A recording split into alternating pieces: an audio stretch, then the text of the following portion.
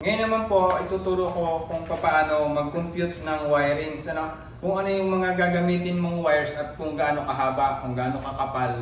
Kasi ito, hindi pwedeng mamili ka lang ng kung anong gusto mo, Merong nababagay talaga para sa iyong system dahil pwedeng masunog yung mga wirings pagka mali yung computation mo.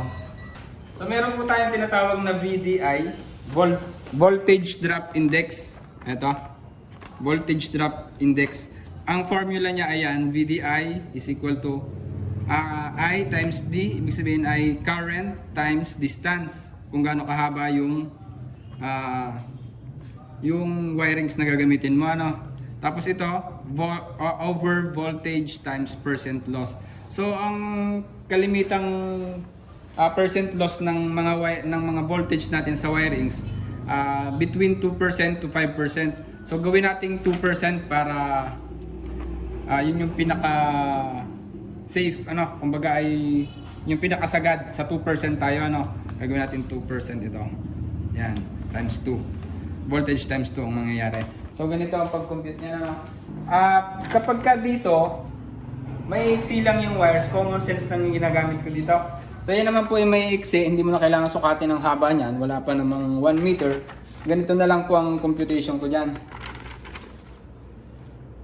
Mag-umpisa tayo dito sa solar panel, Ang solar panel natin ay kakabit ay dalawang 100 watts papunta dito sa SCC natin. Ang SCC natin ay 30 amps, Pero hindi ibig sabihin nun 30 amps yung papasok.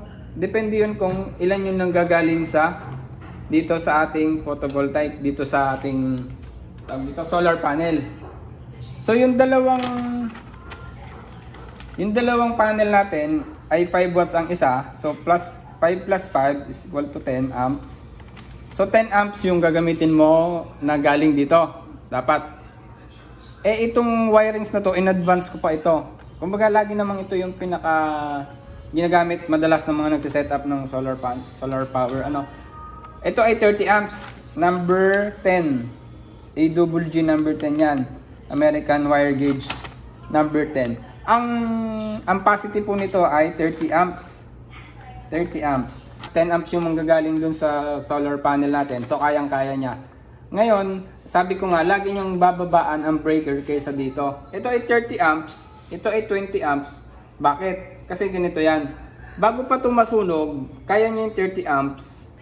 Pero pag lumampas siya ng 20 amps, yung dadaloy dito, magti-trip na to. So, bago pa masunog, magti-trip na tong ating 20 amps kasi nasagad yung 20 amps na magpapatrigger dito. So, ayan, safe na tayo dito. Dito, sa papuntang battery naman, sa pag-charge niya, ito nga ay 30 amps. So, ganun din yon. Kumbaga, 10 amps yung manggagaling sa solar panel, 10 amps din yung papasok papunta sa battery. So, safe din tayo. Ito pa nga 8 AWG yung nilagay ko dito para kumbaga medyo advanced na tayo pagka nagdagdag ng panel, kukunti na lang yung papalitan. Kasi itong 8 AWG ay 40 amps naman na to. So yan ay pinaka-free ko sa mga bumibili sa akin. Mahal po ito, 200 yung 1 metro. Pinaka-free ko na to dun sa mga bumibili. Kumbaga hindi na kayo lugi dito. Kaya ako naman ito din nilagay para medyo mabibend siya. Madali siyang, hindi kagaya nito matigas. Ito malambot lang, pwede mong i-bend. So, tapos na tayo dito sa dalawang wirings na to. Ang sunod naman ay ito. Ito naman, ang LVD naman ay hanggang 24 volts siya. So, kayo matakot kung anong wirings nilagay nyo dito, i-supply nyo dito sa Pero itong ginamit ko dito ay parang 14 yata ito. Ang ampacity nun, hindi ko alam. Siguro mga 15 to 20 amps. Okay lang yan, kahit maliit. So, safe tayo dito. So, dito naman tayo sa inverter, Yan ang malaking tanong palagi. So, kaya yan ay 10 lang yung ginamit ko dahil nga mahal ang ganito. Wala ka rin mabibili masyado na ganitong 8 AWG, Kumbaga, order pa ako sa online. Pero yan naman ay safe kasi may DOD nga tayo. 600 watts yung battery natin. 600 watts yung battery natin. May DOD pa tayo. So, magiging 300 watts lang yung dapat natin gamitin dito. Ito naman, kaya ako naman to ginawang 1,000 kasi nga para yung bibili, advance na nga siya. Kumbaga pag nag-upgrade ka, hindi mo na kailangan palitan to. At ang isa pa, ang maganda dito, pure sine wave ito. Hindi masisira yung mga demotor na makina, ng mga appliances gaya ng electric fan, refrigerator. Kaya talagang napamahal man sila dito, eh at least pag nag-upgrade sila, eh hindi na sila gagastos para bumili ng ganito. Saka ang isa pa dyan, 80% lang pwede mong gamitin dito, ano? Eh 300 watts lang ito. So dapat mga 300 watts lang din yung gamitin nyo naman na appliances dito, ano? Kumbaga naka-advance lang yan, huwag nyo titignan yung, ay 1000 watts pala to, sasaksakan ko to ng grinder kasi 750 watts yung grinder. Eh wag naman po. Kasi in advance ko lang yan. Kumbaga pinaka-pabor sa inyo na kahit nga mag-upgrade kayo, hindi masisira yung battery nyo pagka 300 watts. Masisira po ang battery nyo kasi 300 watts lang to. Huwag nyo sasaksakan ito 41,000 watts. Sundin nyo yung battery, yung capacity ng battery nyo. 300 watts lang po ang isasaksak. Ulit-ulitin ko. Siya na po kung paulit-ulit kasi yun ay para sa safety din ng mga devices nyo. So, kung bakit, balik tayo dito, kung bakit ito yung wires na ginamit ko. So, ganito yan. Sa 300 watts, halimbawa 300 watts yung sagat natin gagamitin. 300 watts. Sino ba nagsusupply dito? Huwag kayong magbe-base dun sa 220 Yung 220 kasi output na yun ito eh. Kumbaga, dito dapat yon ay mababa naman ang amperahe kapag 220 volts. Pagtaas ng voltahe, tatandaan niyo po, pagtaas ng voltahe, pagbaba ng amperahe, so okay lang tong wire na to. Huwag lang sasaksakan nga ng mataas.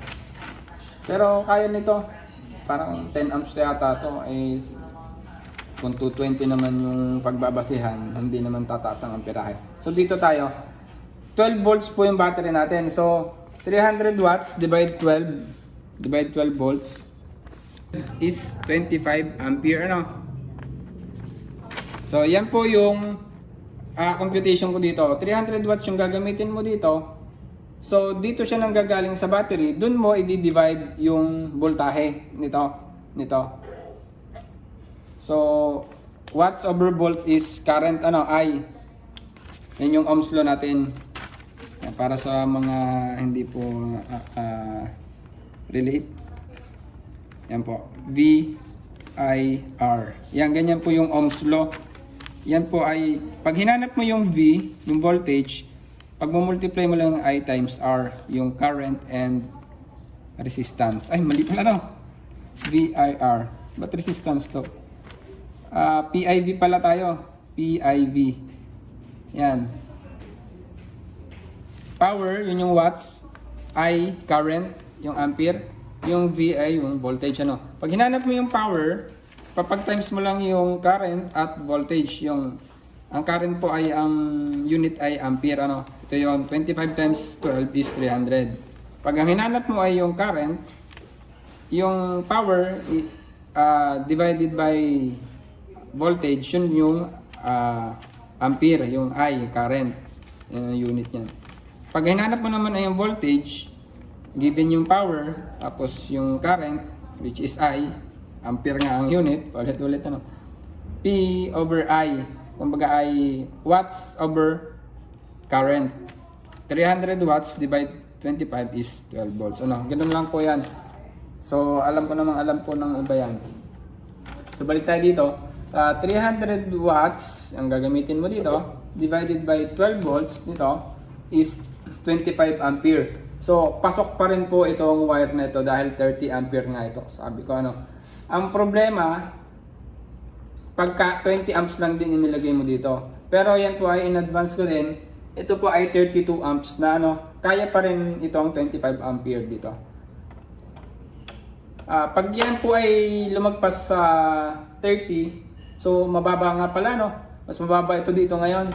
So palagay ko naman po ay bago pa masunog din ito ay maliit lang diferensya yung 30 at saka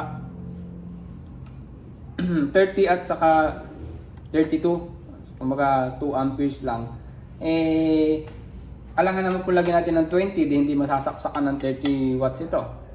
So yun po, depende na lang po sa gagamit kung gusto niya mag-upgrade. Pag in-upgrade niyan, magpapalit siya ng wirings. Kaya nga, mas advisable na mag 24 volts na ang kasunod dito. Kasi pag nag 24 volts ka nito, liliit yung amperahe. Mas matipid. So, hindi mo na kailangang palakihin pa to. Itong, dahil magiging kalahati na lang nitong amperahe nito yung magagamit. Dahil nga, lumaki yung voltahe. Ayan, tapos na tayo dyan. So, dito naman sa sinasabi kong voltage drop index. Kung bakit ito yung ginamit ko. 20 feet po yung ginamit kong wirings dito. So, ganito po ang mag-compute ng VDI.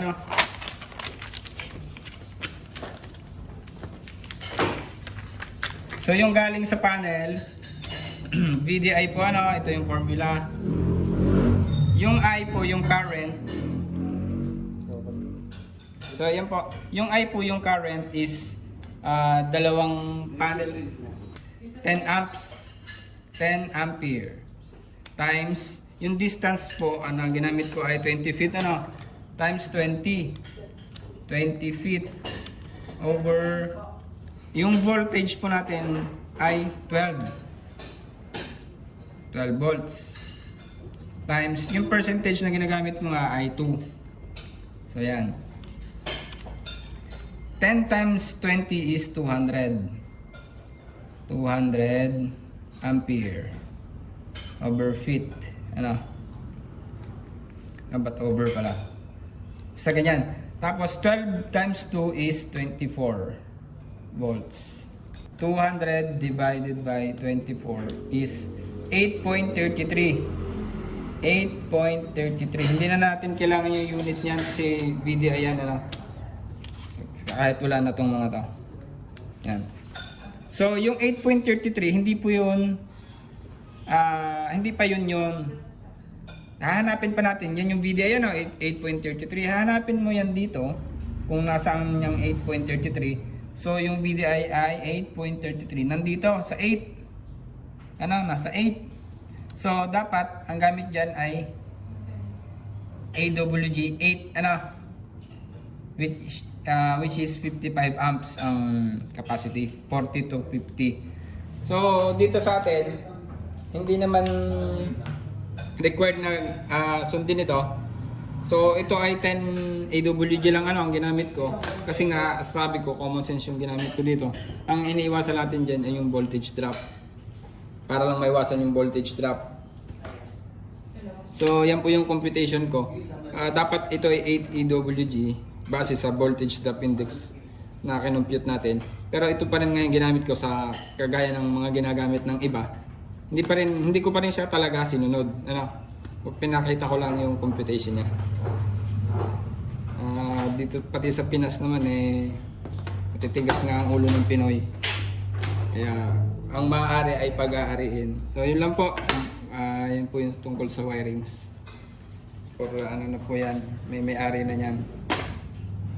Bubuuhin na lang tapos di-deliver na.